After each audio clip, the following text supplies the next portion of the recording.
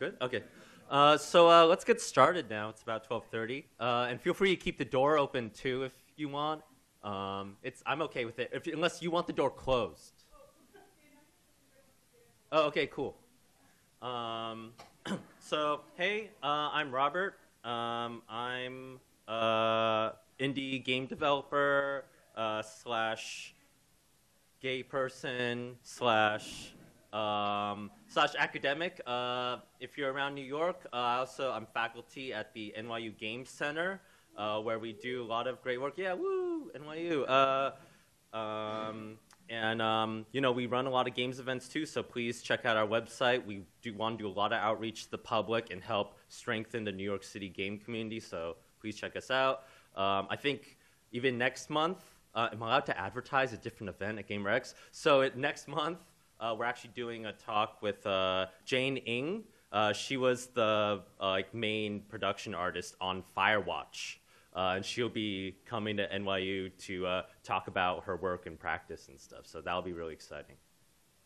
When I'm not teaching students and stuff, I'm making filthy, obscene video games that often get banned from the video game industry. I have a long-standing beef with Twitch, for example, where Twitch often sees fit to ban a lot of my games, even though I think they're kind of like PG-13 a little bit, but okay, fine. But just a brief content warning before I begin, though. There will be gay stuff and sex stuff in this talk, and there will be a bit of nudity and stuff, too. Just watch out for that, and if you feel uncomfortable or have to leave, that's fine. You won't hurt my feelings or anything. It's perfectly okay if you have to leave. My talk is called Gay Physics. What is gay physics? I don't really know. I just kind of came up with that because I thought it was kind of cool. But let's find out together. For this talk, I'm going to be doing a lot of live demos in Unity. Unity is the game engine that I use for all my games. And it's going to be really fun because my code might crash and break in front of all of you. So we'll see how that goes. Maybe my most popular game, if you're not familiar with my work, is a shower game called Rinse and Repeat. So let's see what Rinse and Repeat looks like.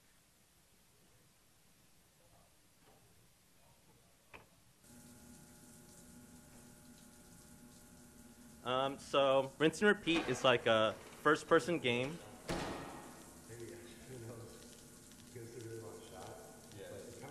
Where you're in a shower.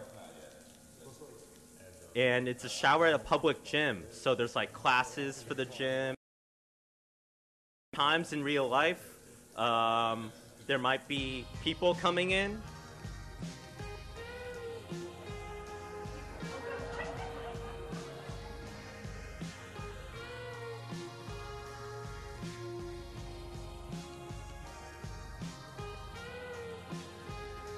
Notice how the text disappears behind it? I worked so hard on that. Yo, bud.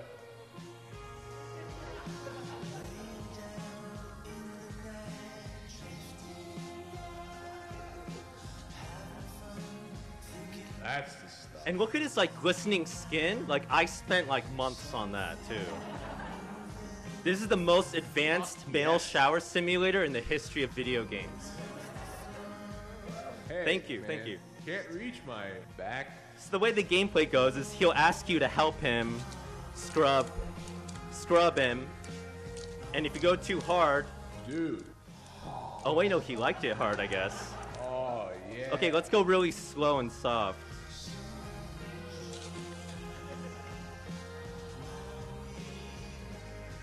Hey, I'm waiting. See, he can't even feel anything. Okay, I'll go a little bit more. I don't feel a thing. Uh-oh, he's getting upset. Okay, I'm gonna try to go a little faster. Oh, this podium's really unstable. No pain, no gain. Ooh. Wow. Don't quit your day job. Man. 55%, he did not like the job I did. Bro.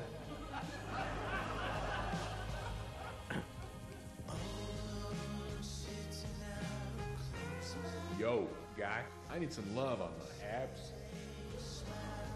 Okay, he can't reach his abs, so I have to help him.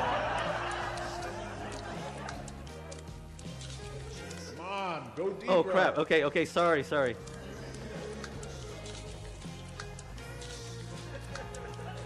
Oh, simmer down. Oh, okay, that was too hard. Sorry.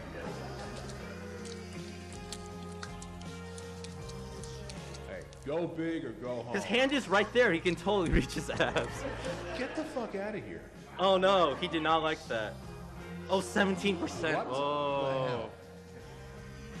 the hell? Uh-oh.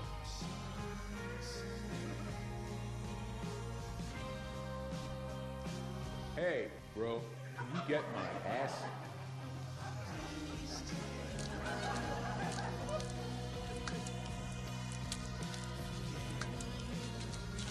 Pal?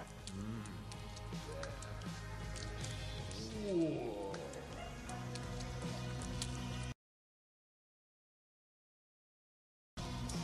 I'm gonna try to get a good rating. Safe when I'm with you. Thank you. You're the only one who understands.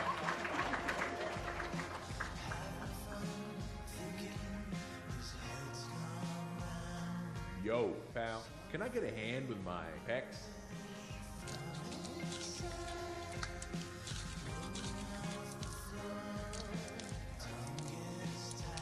We're going too soft. Oh, okay. Not so hard.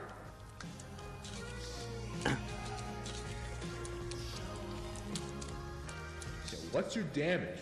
Uh-oh. Oops. Oh, the disco ball was broken. Oops, sorry. There should be a disco ball right there. Stay classy, bro. Hey, see you around. Maybe next time we can take care of some more business. Wait, why are they walking back in? Oh well, whatever. Yeah, maybe they forgot something now that they have to come back in. I don't know. So, now that I've scrubbed him to his satisfaction or dissatisfaction, he's done with the shower ritual and he left. And it's not triggering, but what should be happening is he should be leaving, and then there should be a timer. And what would happen is you have to look at the schedule on the whiteboard for this gym, and those are actually the real life times in real life that you have to play this game. And so it's kind of a little bit like he's kind of the dominant one, and I want you to have to be a little more submissive to him. I think too often in games we have like a relationship with games where games are just there, available whenever we want them to be available. And I want to make a game where that wasn't always available, where you had to conform to the game's availability instead. What if the game doesn't feel like playing with you? Well, too bad. You can't play with the game then. So the way a lot of this game works is, let me blow this up a little bit. So this is what the game actually looks like when I'm working on it in the Unity editor. And if I select him right here, you'll see he's a very complicated object with like a lot of stuff going on. Even if you don't know anything about game development, right? You can just look at that and like you can't even make sense of what's going on. And this is what game developers have to look at all the time, trying to pick out all this complexity in this giant system. And one way we think about this complexity to create the idea of like solid like shapes and to give the world like mass and tangibility is we work on collision systems. Specifically, when you are scrubbing the hunk, you are doing collision against his body. You might be familiar with, if you play like first-person games, there'll be like hitboxes for you to like shoot someone in the face or something. I wanted to use hitboxes in a slightly different way, where instead of shooting someone in the face, you're scrubbing their face. Or instead of shooting someone in the butt, you're scrubbing their butt, and so on. So right here, you can actually see that green wireframe right there. That's the literal collision wireframe mesh that I made in Maya and brought into Unity. And that's the simplified. His butt is too complex, right? If I just tried to raycast against his butt, that's like 1 million polygons. It's way too much. So that's a low polygon version of his butt. So I think this is maybe a start for a conversation about what gay physics might mean. First of all, video game physics is maybe different from what you might expect. We have to simplify a lot of things when we bring physics into video games. And part of that simplification is, yeah, these invisible collision meshes or bounding boxes or so on for our games. Let's move on to another game now. So that's actually a more recent game I made. But before that, I made a game called Hurt Me Plenty. And that was like that was the first game of my like gay sex cycle or whatever, kind of. Let me open that up. So in this game, it's a game about boundaries and BDSM and stuff. Well, let me start from the beginning, I guess.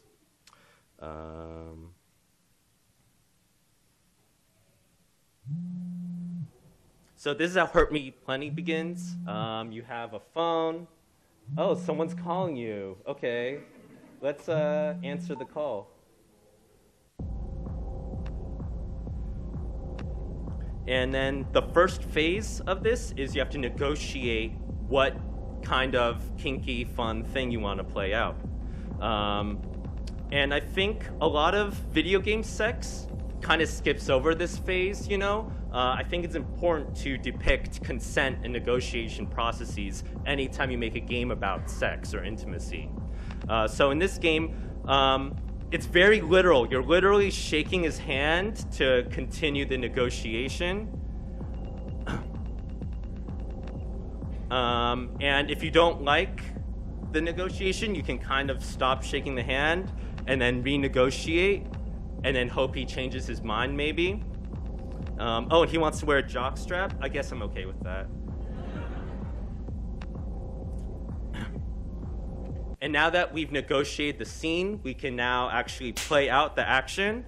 The game reminds us what it's doing, what the terms we agreed to are, and now we start playing out the scene. So you can start kind of soft, and you're also getting a lot of feedback from him. But if you start going kind of too hard, he's going to start not liking it. So you kind of have to be careful when you're spanking him. You kind of have to let him relax a little bit. You kind of have to try to feel out what his limits are and what his boundaries are. How does he want to be touched? You have to try to imagine that a little bit. And I think a lot of video games don't usually do that kind of thing. But what a lot of players end up doing is they want to test the limits of the simulation. So then they end up... He's invoking his safe word. And when he's invoked his safe word in BDSM and kink practices, you're supposed to stop if you are the dom person, right? So the player also has a chance to stop right here. But what a lot of players end up doing is, oh, it's a video game. Yeah, I'll just, sure. And then he actually passes out from exhaustion if you are way too rough with him. And then this is the third phase of the game. This is known as aftercare. And in aftercare, you're kind of like trying to rub his back, trying to like soothe him and listen to what his feedback is.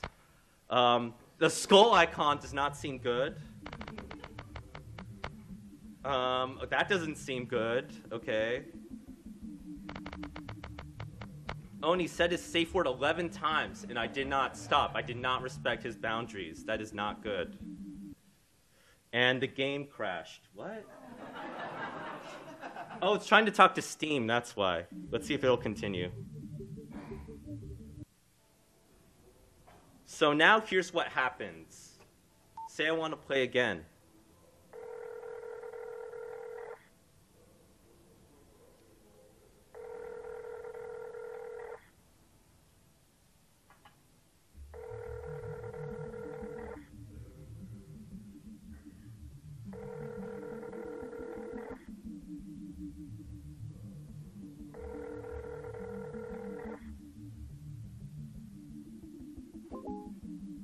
And what a lot of players end up, they say, oh, this is a bug. What happened? I can't get him to answer my calls anymore. Maybe I'll call him again. Maybe there's a bug with the game or something.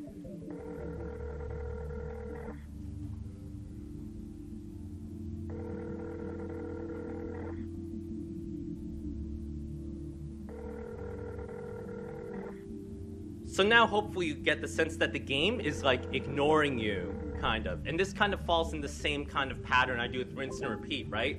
The game has its own terms as to how it wants to play with you and perform intimacy with you. And if you break those terms, the game will remind you of how you broke it and and lost their trust, basically.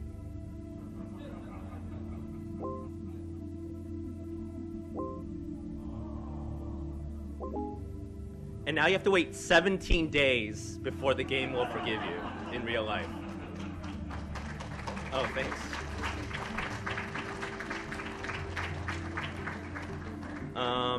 And a lot of players end up complaining about this, but I'm like, you're getting off easy. You're lucky they will ever forgive you. You're lucky they didn't call the police on your ass, right? So I wanted some kind of like friction about how the scene plays out, about how you have to try to see what the game wants and try to give the game what it wants and have some kind of reciprocal exchange. So let's talk a little bit about how the physics here work. So the way the spanking works is this character is actually here you can see all the collision going on there in that top left view. Those are the actual hitboxes. He's actually like a rag doll that I'm simulating.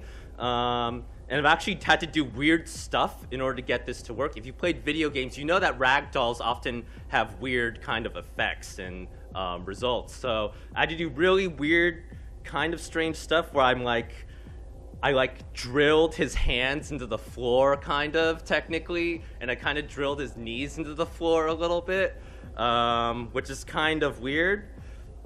But then the way this is all happening is here you can see all the physics is like solving when I apply force on his butt.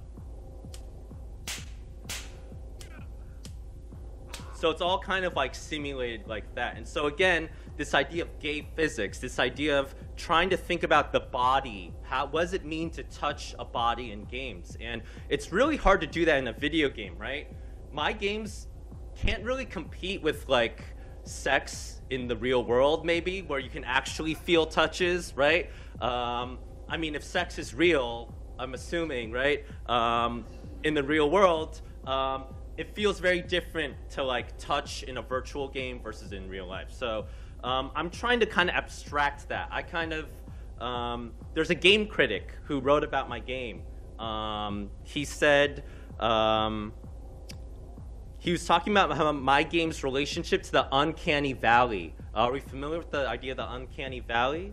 Good. The idea of the uncanny valley is that when you have a robot, you don't want it to be too realistic or something, because then it's kind of creepy, because then it's too close to a human but not quite, and that's like a weird zombie kind of effect. And what this critic wrote is that my games dive to the bottom of the uncanny valley. And I actually like that phrase. I actually think of that as a compliment. I think of it as my games don't really, they kind of look realistic, but they don't try to behave realistically. I kind of want a video game body to kind of be free to be a video game body. I'm not going to demand it to try to be like a real life person. That would be silly and also really expensive on my part. I don't know if I can even do that. So that's why I kind of follow this approach to simulating my bodies and how the physics work with these bodies. And I feel like games don't, I wish games were more okay with that a little bit. I wish games were more okay with how bodies can be different, how bodies can fail us or break down sometimes. Like one of my most favorite games is a game called Skate 3, and I've never played it, but it's one of my most favorite games. And it's one of my most favorite games because of this.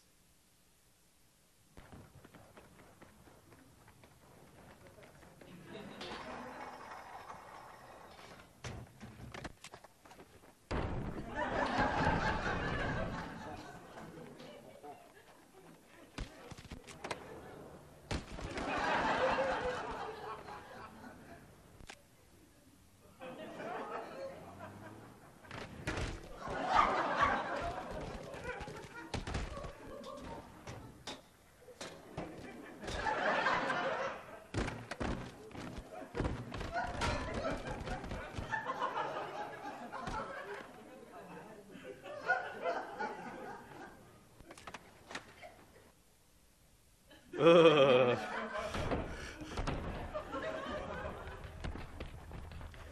So you get the idea, right? Skate 3 could have been like a really boring game about skateboarding around and then Tony Hawk is your friend or something, right?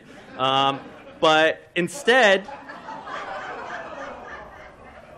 Skate 3 is actually this really like transcendent game about trying like new relationships to the built environment around us, right?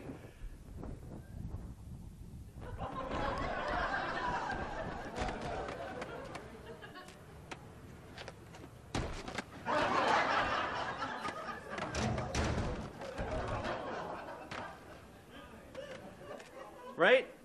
Like, I feel like Skate 3 is so much more interesting like this, right? And I wish games would just lean into this more, play this up more, right? To me, this is how game physics becomes transcendent almost, right?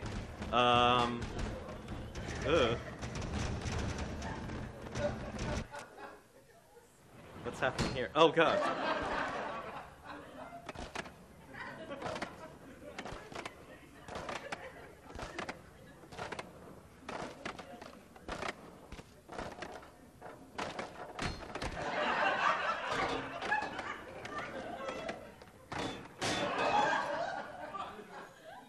So I highly recommend you check out the rest of the videos on YouTube and stuff, but I feel like I believe the developer actually patched all this out.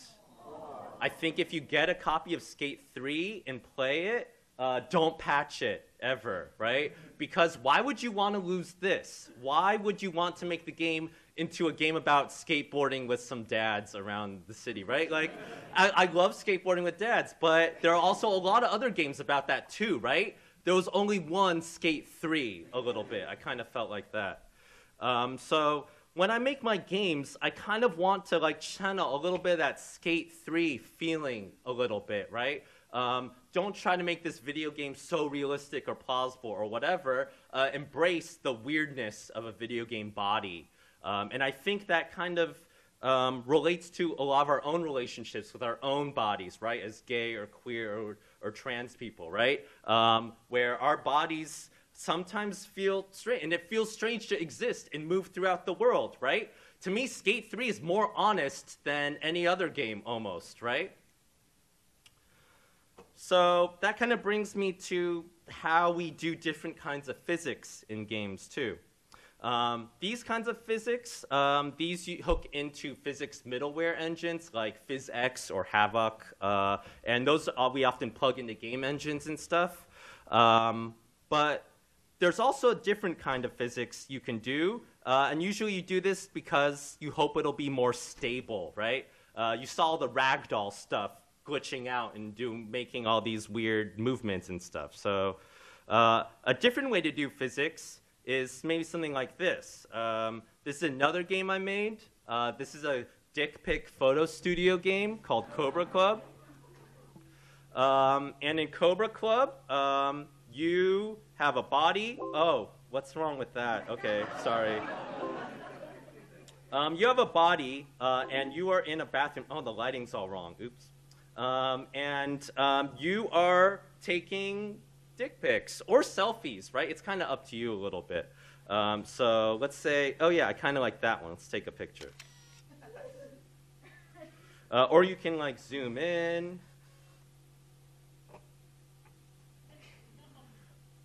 I worked really hard on the pubes, by the way. I hope you like them.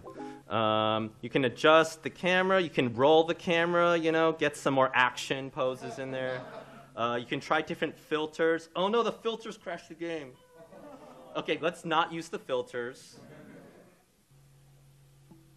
But you can also like adjust the color a little bit. You know, you can just, you know, it's like Instagram, but just for dicks, kind of. And you can also choose different skin colors. Your initial skin tone is randomized at start. So you can choose kind of whatever body you want a little bit. There's also these sliders over here where you can adjust the dick a little bit. And you can also toggle strap-on mode too, if you prefer that to be a strap-on. And as you do all this, you're also getting chat messages from other people in the Cobra Club community. And I feel a little bad. Cobra Club is actually a local bar, kind of like 15 minutes from me. That's not a gay bar at all. But I've just destroyed their Google search. Sorry, Cobra Club. But I buy a lot of beer there, so they should be okay with it. But yeah, you get a lot of chat messages from people. So, for example, oh, this is Shaft Hasty 901. And Shaft Hasty 901 says, what up? And you can respond, oh, hi, ... farewell, nah. I'll say hi, hi, hi. And then he's saying, I'm chock full of billowy pants viper. And should I say yes? Or find God? Or how about no? Find God? So when you say find God, that basically tells them, no, I don't want to talk to you, no thanks, right? And that's okay. But who's that? What? Hello? Oh, that's your mom. Your mom will also knock on the door and check on how you're doing sometimes too. Because your mom's concerned, why are you spending so long in the bathroom? Are you okay? So as you keep going through the game, you can talk with people, and they'll tell you about secrets. I'll reveal one secret to you right now. You can click on this in the menu to suddenly unlock more features. And I want players to really experiment with what all these sliders do. Like, you can do that. You can do that. You can do that. Can do that. And enable an accessory. You can make into a strap-on with an accessory. You can adjust the bias on your left or right. Which way do you swing? You can also adjust the pubic hairs and stuff and everything. So you can kind of like shape the body a little bit how you want it and experiment with different kinds of bodies, ideally. So when you do this kind of stuff, ideally you play with that and take more pictures. And you also have like a photo gallery feature, of course, and you can also save it to your computer if you want. Oh, here's someone else. So I'm just going to take control of this conversation, if you don't mind. I'm going to say, hey there. And this person's saying, I need some pictures with caring boners. So I can either say, king me, my body is ready, or gotta go, or no. But I'll say my body is ready for this one. And when I do that, this person has asked for a dick pic. So now that that consent has been established, it's like, great, let's send dick pics to each other. How fun is that? And it was good.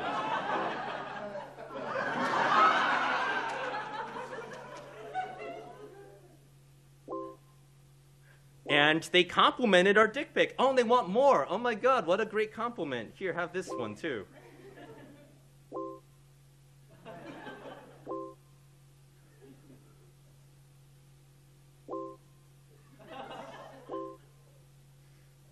Oh my God, wait, I don't have any more dick pics.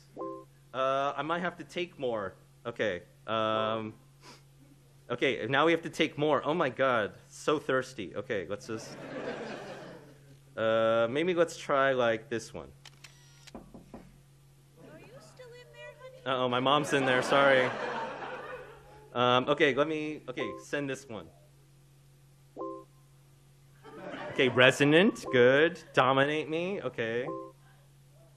By the way. Oh no. I don't know what my code did there. He should have told us about some more features to access. But there's a lot more, like you can like click on the toilet roll, and then that gives you more filters to choose from, or you can click on, oh man, I don't remember the third one. Does anyone who played this remember? Oh crap.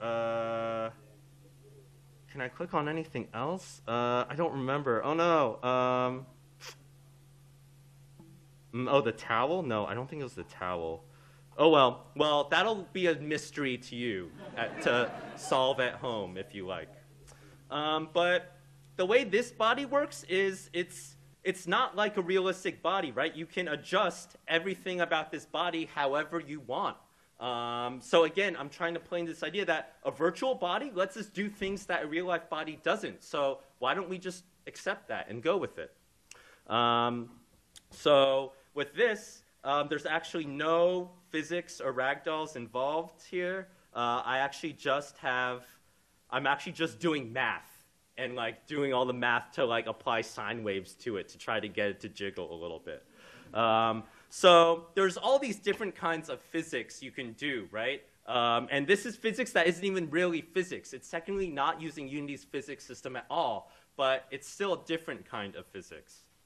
And when we think about all these kinds of physics, there's broadly two different kinds of physics I'd like us to think about here. So here's a very technical kind of demonstration of two different kinds of physics. This is a physics system that is non-deterministic. And when we say a physics system is non-deterministic, that means if you apply the same inputs to it, you are not guaranteed the same result, right? So notice how these two results, it was the same inputs, but the scattering of boxes and stuff was different. Oh, no, that's a different physics simulation. But again, when we make physics in games, we care a lot about whether it will be deterministic or non-deterministic. And I propose that a sort of gay physics might be non-deterministic, might be embracing that you can't guarantee a certain result, that physics will never exactly do what you always want it to do, that the game kind of has a mind of its own a little bit sometimes, right? Oh God, it keeps coming back to this. Case in point, right? Sometimes the game has a mind of its own, and despite what the game designers think, the game engine has other ideas about what the video game actually is.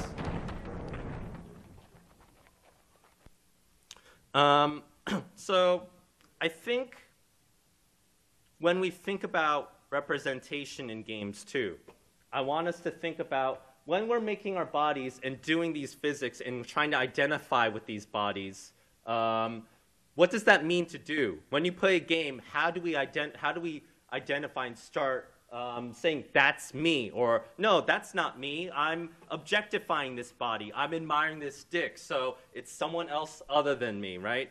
And I think that's really complicated in video games. Like one interesting phenomenon in human psychology is this kind of bullshit psychology thing called the rubber hand illusion. Are people familiar with this kind of thing?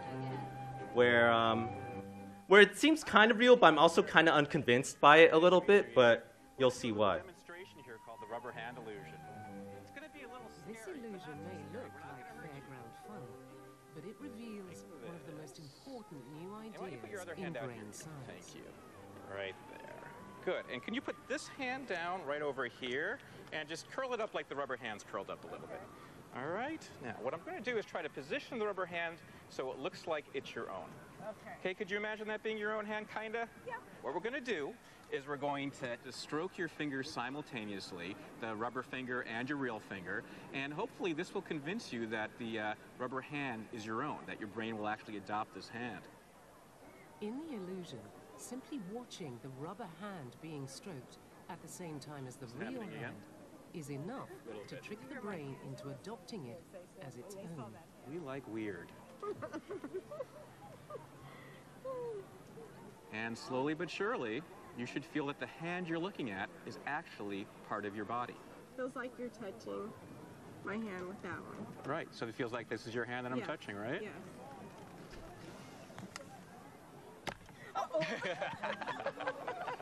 You okay? Yeah. Good. Try that at home with your kids. Yeah. Don't do that. How multisensory perception can influence how we perceive our own body. I mean, that's how deep multisensory perception runs. When you hold your hand out, it's generally thought that you know it's there because of the information you're getting from your muscles and your tendons and that sort of thing. But what the rubber hand illusion does is show how that can be overridden by visual information. Okay, The rubber here comes hand your fun illusion surprise. shows the powerful connection between what we see and what we feel. But it reveals even more than simply the way our Has anyone senses tried this interact. themselves? Has anyone ever had the rubber It band hints thing? that a fundamental change in Adina, the did it work for you? is taking place. Oh!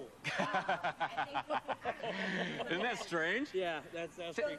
So what might be going on in the rubber hand illusion is that the brain is actually changing to accommodate the new rubber hand, going through some sort of structural Mm-hmm. change that we It can kind of trick your brain into thinking that it's a part of your body by giving the same Neuroplasticity is an sensory exciting new stimulus on idea the that inside suggests as the when it brain comes can on the change stuff. in response to exposure. Mm-hmm. I have looked into things like this, and And if you this try is to what's see taking if place it works, in the rubber hand illusion. kind of is amazing how The much brain we may be temporarily rewiring. Yeah, if you try it yourself, I kind of had the same experience too when I did this. Like, it kind of works, but it's also like a little bit bullshit because if someone smashes a hammer in front of you, you're going to be scared, kind of startled no matter what a little bit. So to me, I don't know. It's kind of like 50-50, but you should kind of try it yourself. But I kind of want to relate this to how we experience bodies in video games, right? How do you associate with that avatar on the screen with you? And I think when we make games and we think about what a game represents to us, whose point of view it is, I encourage you to not just think about the character design, not just think about the authored story that a writer wrote and then put in a database or something somewhere. I encourage you to also think about how the game functions in general, right? How does the physics work in this game? Is this physics feeling really straight? Ugh, or is it, no, straight people are great, but also is it really a gay kind of physics too, right? What does that exactly mean? Do those graphics look really straight, or are these graphics more queer? What does that even mean, right? So I encourage you, when you play games, move beyond just a character design, move beyond just the representation they want you to think about, and think about more subtle, more systemic, institutional forms of representation that might be embodied in the game. Yeah, that's pretty much me. Thanks for sitting down and listening to me.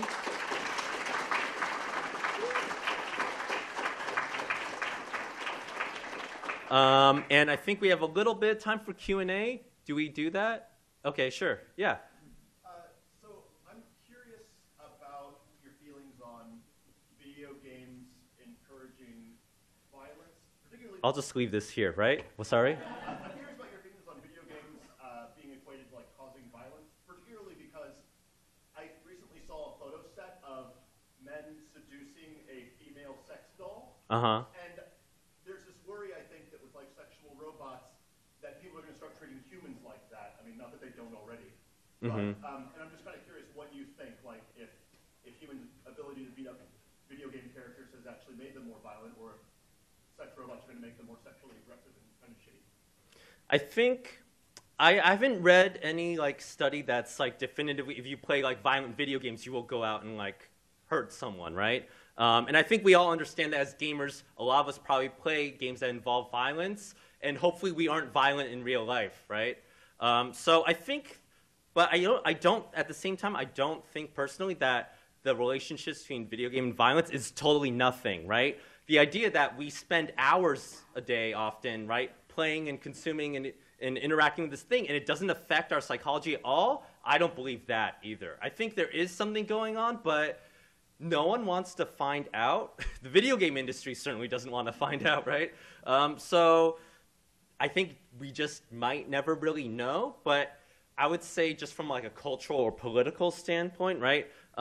Games that have violence might encourage a more subtle viewpoint, right? Violence against certain people might be more expected or something, right? You might be more tolerant of, oh, okay, yeah, it's always okay to beat up a sex worker in Grand Theft Auto, and that's just a thing that happens, right? And that, I think that's kind of the real danger there. Not that you will personally do that firsthand, but it will encourage bad, maybe damaging attitudes in general.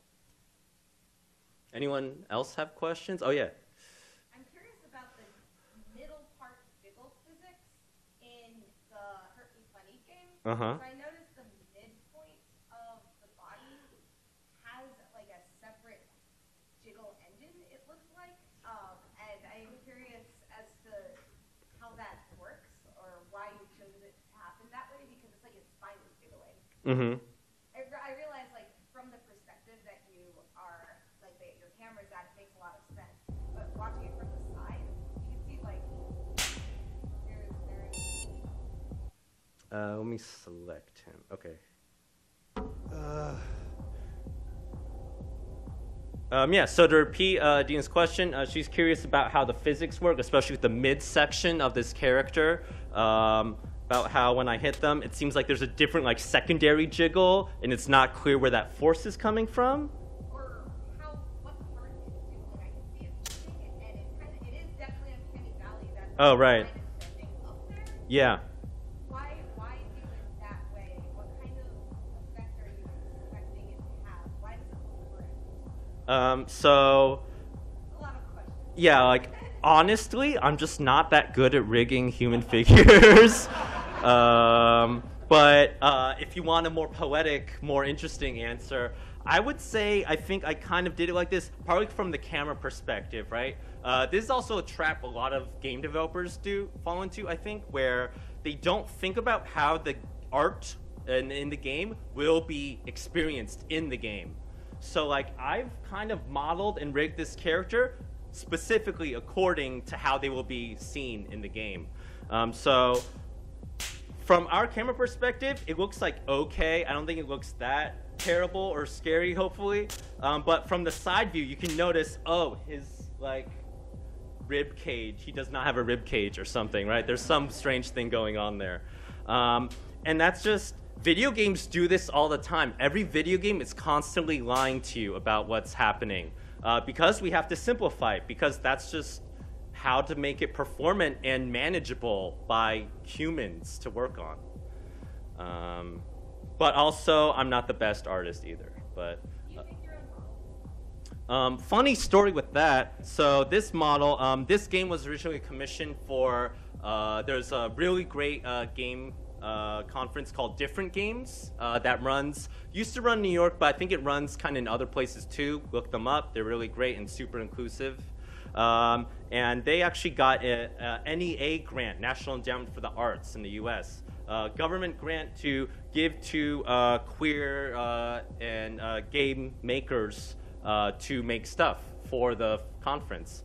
So I was selected as one of these 5 artists, lucky me, and I took that U.S. government money and commissioned gay pornography with it.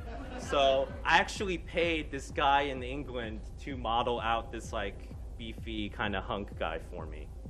Because I also felt like a lot of video game characters like aren't necessarily like attractive to me, or don't necessarily follow what is even normatively attractive in the gay community, right? It's straight people trying to figure out what's attractive to people that they're not even attracted, that they don't even like really think about, right? Maybe. So I felt like I wanted a different body type that I see like on like Grindr ads or whatever, right? And to me, that body type kind of speaks more to like where I'm coming from personally. What about the shower? You have a lot of questions. Shower. What do you mean the shower ones? The model. It's the same model.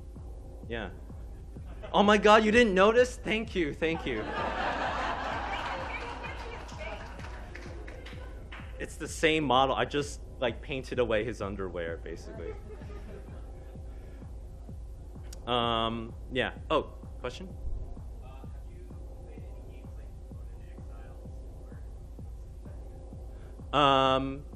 Wait, what do you, Conan, like the one with the dick slider? Conan X, that's the game? I don't know anything else about that game, other than the fact that they came second and I was first with the dick slider, by the way. And then they get like all the credit and stuff, and then I'm like, I have 20 sliders. They have one, right? But whatever, it's okay, it's okay. No, I haven't played it. I've just been upset by them, that's all. And Goat Simulator, yeah, I like, I think Bossa Studios, they're the ones who made that. Yeah, they're really cool. I like the stuff they make. Oh, yeah?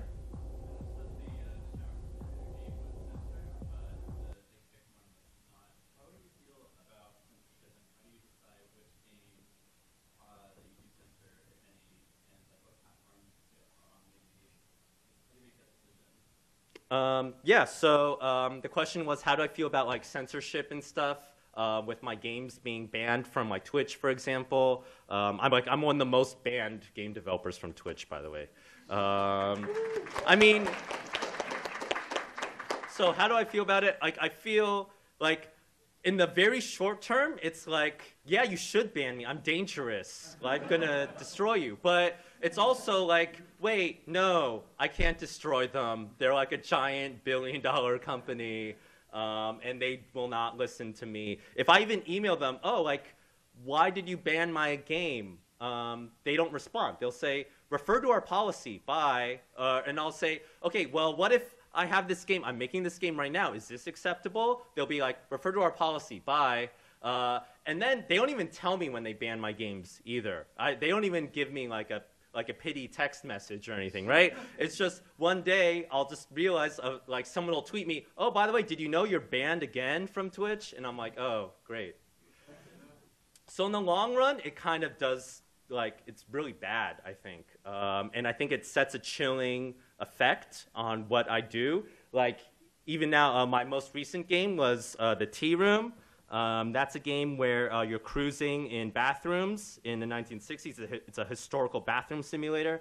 And in The Tea Room, I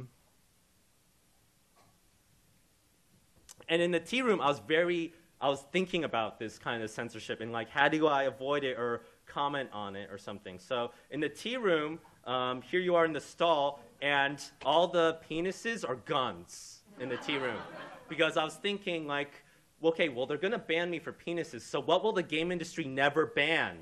And I thought, guns, right? They will never ban guns, ever. So this is, thank you. This is the most acceptable thing to Twitch, right? So Twitch better not ban me, because those are clearly not penises, right? If you happen to have a penis and it looks like a gun, you know, go to your doctor maybe. But yeah, but on the other hand, it's like fun to try to figure out ways around the censorship. But on the other hand, it kind of sucks when I'm like, oh, I should make a game where it's just all out, super explicit sex. Oh wait, no, I can't. How do I do that, right? And then it kind of stops me from doing a lot of stuff, actually. Was it banned? I don't know, because they never tell me. I don't know. Any other? One last question, maybe? Anyone? No? Okay. Oh, yeah. So, in the shower game, the dude's wearing sunglasses. Was there like a tech reason for that, or just playing sunglasses, why not? So the sunglasses thing actually kind of comes from an earlier game before called Succulent. And Succulent was a game about using the same exact model. Don't tell Adina that I used the same model.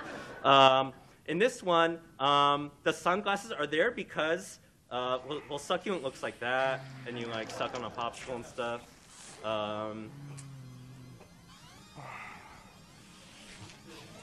But you know, play it at home if you like. But the way Succulent kind of works here is that they literally do not have eyeballs.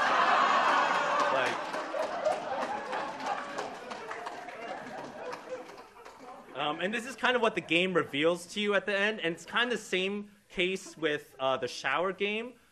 Like his eyeballs, it's hard to eye rendering is actually one of the really hard parts of making a character for video games. And I didn't have the resources or expertise to kind of tackle that. So I was like, let them be creepy, demonic people, sure, with like obsidian eyes. That's okay. So the hunk and rinse and repeat is kind of a callback to that, except he actually does have, well, I won't spoil it, but try to get to the end of rinse and repeat if you can. Or watch it on YouTube. Someone probably recorded it. Oh, okay, yeah, one last question. Tea Room is not banned on Twitch.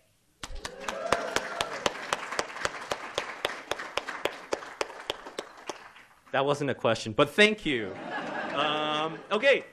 Thanks for coming out.